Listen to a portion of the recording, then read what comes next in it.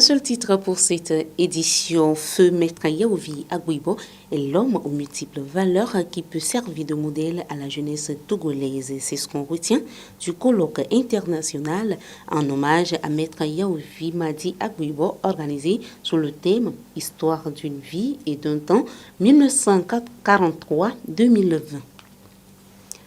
Bonjour à toutes et à tous et merci de nous avoir choisis pour vous informer, comme je vous le disais dans les titres, hommes politiques, universitaires, sociétés civiles, écrivains et autres se sont retrouvés les 3 et 4 juin dernier pour un colloque international en hommage à Maître Yaovi Madi Agouibo. Le but, c'est de mettre le projecteur sur le côté positif de ce grand homme du Togo et de l'Afrique pour servir de repère à la génération montante.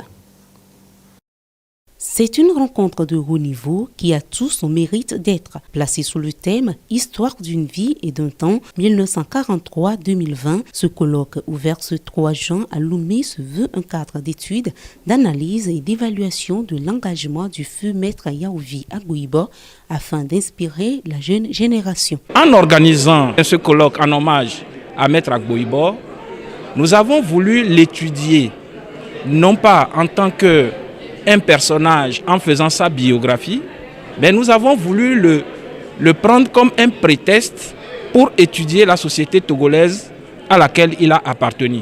Mais l'idée, c'est qu'à un moment donné, il faut essayer d'étudier les personnages, retenir les choses qui peuvent contribuer à édifier la jeune génération montante. Hommes politiques, avocats, défenseurs des droits de l'homme, intellectuels, promoteurs des valeurs endogènes sont entre autres les qualités qui sont reconnues aux fondateurs du parti politique CAR, Comité d'action pour le renouveau, et le premier président de la Commission nationale des droits de l'homme, CNDH. Il croyait sincèrement à ce que on puisse mener la lutte d'une manière pacifique. Ce qu'il faut apprendre, c'est que d'abord, rien ne vient gratuitement. Il faut toujours continuer à réfléchir, il faut avoir une conviction, il faut avoir une vision pour son pays, mais il faut savoir choisir les méthodes. Ce colloque international en hommage à Maître Yaovi Madi Agouibo se déroulera sur 2 jours. Y prennent part des acteurs de la société civile, des universitaires, des acteurs politiques, des écrivains, des praticiens du droit, y compris des diplomates nationaux et internationaux. Les utilisateurs de Mobile Money au Togo ont désormais un nouveau portefeuille électronique pour plus de facilité dans la transaction financière à partir de WhatsApp. Le produit a pour nom Express Cash by Semoa Dede, un projet commun de la fintech togolaise Semoa et Ecobank Togo. Compte rendu Herman Adade, Luc Akoumani.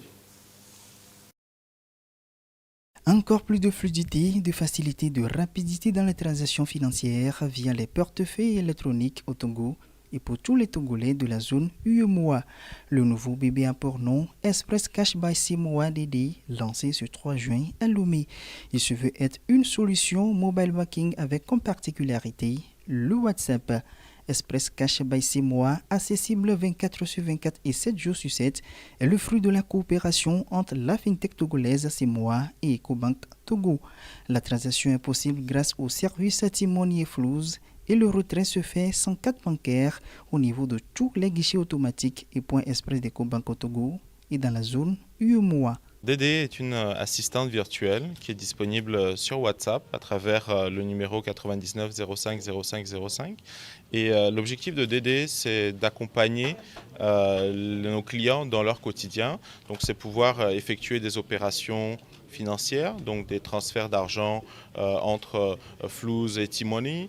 Un nouveau produit qui est cette partie-là de faciliter l'accès à de l'argent frais. Le produit même Express Cash, c'est le produit Ecobank. Et Ecobank voit à travers Dédé quelqu'un qui va pouvoir développer, atteindre un certain nombre de clients. Un partenariat pour pouvoir accroître la digitalisation et accroître l'inclusion financière, et aussi bien au Togo que dans toute la sous-région. Ce produit est accessible à tous les plus de 4 millions d'utilisateurs de mobile money au Togo, qu'ils soient clients d'EcoBank ou non. Même les plus novices en technologie pourront bientôt y avoir facilement accès. Nous avons noté que WhatsApp est un canal qui est bien souvent maîtrisé, même par des analphabètes qui vont l'utiliser souvent en mode vocal. Et donc nous sommes en train d'effectuer des travaux de recherche et développement pour permettre dans un futur proche d'interagir avec DD en vocal, mais en particulier en langue locale. Il faut noter qu'EcoBank est présent dans près de 33 pays africains avec plus de 28 millions de clients. Dans la suite de ce journal, l'Association française Entrepreneurs du Monde a organisé une rencontre ce 3 juin dernier.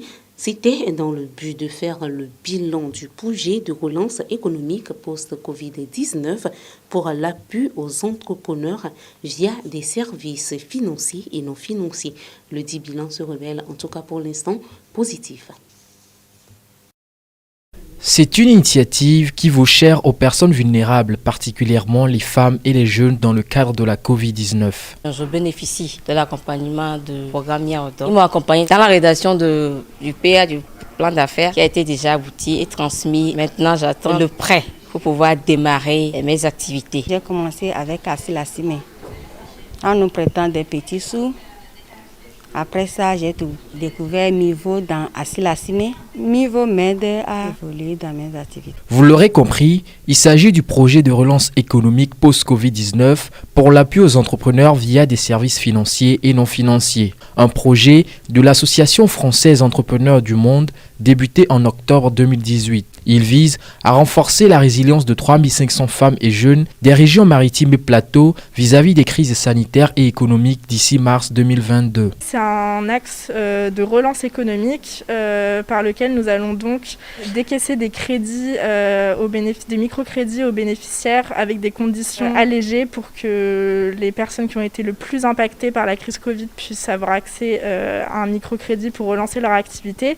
Et également, nous allons accompagner 81 entrepreneurs à relancer leur activité économique via des formations, un accompagnement spécifique. À quelques mois de la fin du projet, le bilan se veut tout simplement être positif. Les objectifs, je pense, seront même dépassés, parce qu'on est déjà, rien que sur le nombre de crédits octroyés, on devait octroyer 3500 crédits, on est déjà à 2306, je pense qu'on diffusera plus de crédits que prévu. Non, j'ai très bon espoir pour que le projet se déroule bien et même des résultats au-dessus de l'espérance. Pour rappel, Entrepreneurs du Monde est présent au Togo depuis 2012. Une structure incubatrice de la microfinance Asilasime Solidarité en 2012, Mivo Énergie en 2014 et de Miwodo en 2018. Les professionnels des médias ont reboisé le long des rails d'Adéwi mardi dernier. C'était à l'occasion de la Journée nationale de l'arbre célébrée chaque 1er juin. Ce geste des journalistes s'inscrit dans le cadre de la 2e édition du projet dénommé Un journaliste, un arbre, initié par l'Union internationale de la presse francophone, section Togo. Au-delà de leurs outils de communication et d'information, les hommes de médias togolais savent aussi poser des pas concrets pour la protection et la sauvegarde de l'environnement.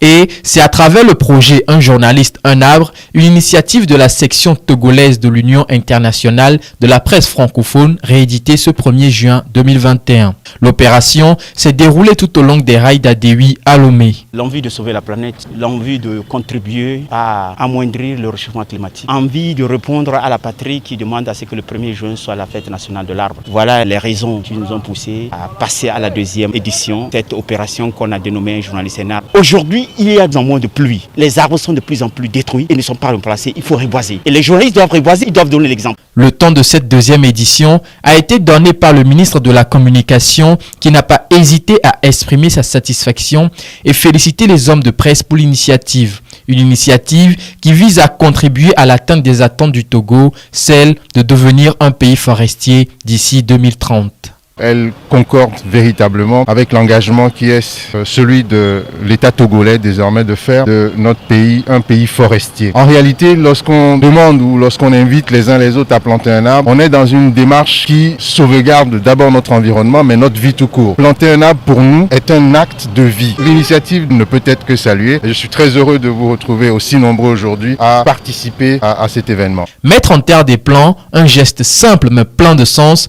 que le maire de la commune du Golfe 3 a aussi accompli. Tout Togolais doit se mêler à la tradition de toujours planter un arbre pour pouvoir préserver l'écosystème. Et c'est quelque chose de très fondamental. Et nous nous réjouissons particulièrement cette année de la grande mobilisation de tous les acteurs, chacun conscient de ce que nous avons à faire afin que notre pays soit reboisé. La première édition de cette opération s'est tenue à l'université de Lomé en 2019 avec au moins 1000 plants mis en terre. Outre les hommes de médias, le Front citoyen Togo Debout n'a pas dérogé à la tradition.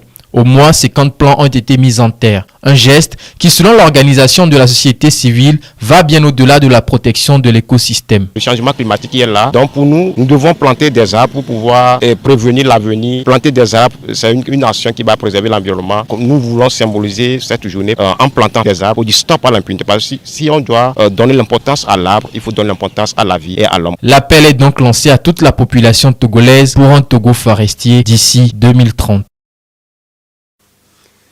Un mot de sport pour clore cette édition. Les éperviers du Togo en stage en Turquie joueront le Sili national de la Guinée ce samedi 5 juin avant de se mesurer à la Gambie 3 jours plus tard. Ces deux matchs rentrent dans le cadre des journées FIFA.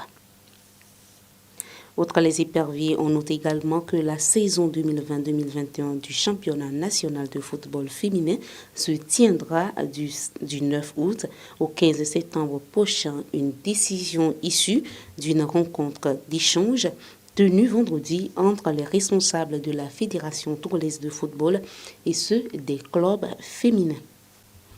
Et voilà qui met un point final à cette édition. Merci de l'avoir suivi. Au revoir.